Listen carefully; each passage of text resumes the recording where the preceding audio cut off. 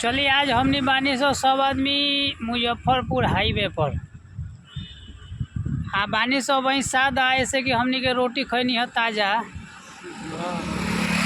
रोटी दही मिलल ताज़ा। ऐसे हमनी के वहीं आवता बड़ा मजा हाईवे पर खड़ा होकर वीडियो बनावे में।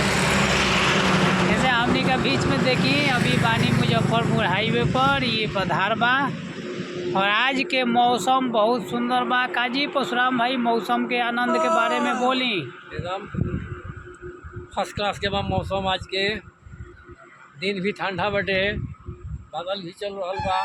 मुजफ्फरपुर जाए में आनंद आवता एकदम फर्स्ट क्लास के।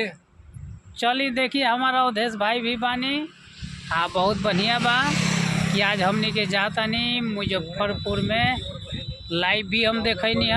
आगे देखी कितना सुंदर मौसम चल रहा बा। ये मौसम में कहीं भी आवे जाए में कोई परेशानी केहू का भी नहीं है।